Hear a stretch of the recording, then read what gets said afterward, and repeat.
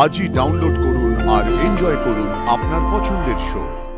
ভেবেছিল ওকে পড়াবে, অনেক দূর পড়াবে, তারপর একটা সুন্দর ফুটফুটে জামাই আসবে বাড়িতে। পারলো না। আমাকে একটা কোটি টাকার বাংলো জোগাড় করে দিত ভাই। কি বাংলো? তো বহু টাকার কিস্সা বস। আরে বহু টাকার কিস্সা মানে নিশার সাথে এতদিন ধরে কাজ করছিস সেইটুকু মগজে ঢুকছে না? এটা কি তোর ওই 1 লাখ টাকার অনলাইন স্ক্যামিং? শোন, বড় মাছ ধরতে গেলে বড় জাল বিছাতে হয় ইডিয়েট। তার জন্য একটা বড় বাংলো মাস্ট। শোন, তুই না ওই রাজারহাটের দিকে চলে যা, ওই এনআরআই গুলো আছে না, বড় বাংলো একটা বানিয়ে রেখে পালিয়ে যা।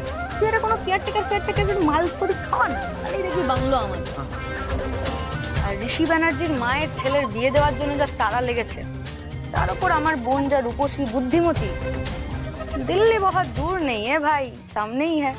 বিয়েটা হলো বলে দাঁড়া, তখন আর লোকের বাংলোকে নিজের বাংলো বলে চালাতে হবে না, আমাদের নিজেদেরই হয়ে যাবে। বিয়ে অবধি একটু ওয়েট কর বাস। ওরা যখন বড় বাংলোটা দেখবে, আমাদের এই সুন্দর বোনটাকে দেখতে আসবে, চমকে যাবে।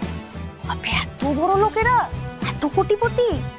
ভানু, বলছি যে বাড়ি নয় অ্যারেঞ্জ হয়ে যাবে, তুই যেটা করবি এরপর আমাকে দুটো বড় গাড়ির ব্যবস্থা করে দিত।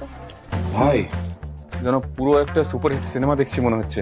এই বাপ্পা বিলু ব্রো, কোন একটা সিনেমায় দেখেছেন এরকম? একটা সিনেমা না, অনেক সিনেমায় দেখেছো এগুলো। আর শোনো, এটা না কোনো সিনেমা হচ্ছে না, আমরা নিজেরা এটা করতে চলেছি, রিয়েল লাইফে এটা হতে চলেছে। ফাজলামোগুলো বন্ধ করো প্লিজ।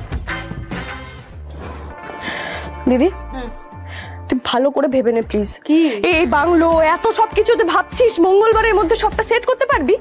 তো দিদির নাম কি? নিশা। নিশার এইসব ব্যাপারে না খুবই 5G স্পিডে চলে, প্রসেসিং তাড়াতাড়ি হয়, চাপ নিস না। এই ভানু, বলছি আরেকটা ইম্পর্টেন্ট কথা মিস করে যাব, মনে করাবি।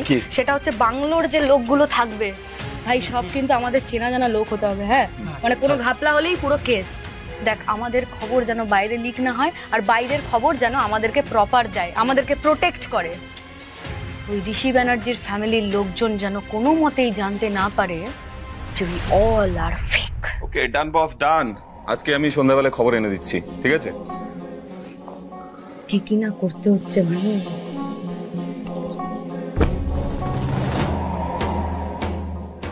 আমাদের বাবা হয়তো আমাদের জন্য কোটি কোটি টাকার সম্পত্তি রেখে যেতে পারেনি,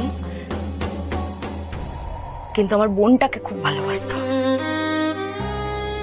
বোনটাকে নিয়ে কোটি কোটি স্বপ্নই ছিল আমার বাবার।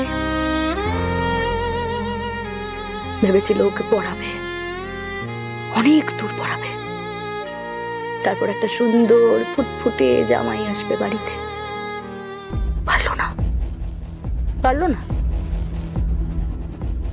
না হলে আমার এই সুন্দর ফুটফুটে মিষ্টি বোনটাকে এরকম কাজ করতে হয় বল ভানু? ও তো আর আমার বাবার খারাপ মেয়ে নয়, আমার মতো ভালো মেয়ে।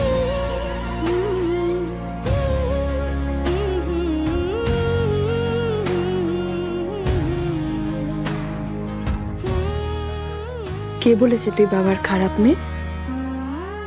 তুইও বাবার ভালো মেয়ে। সেই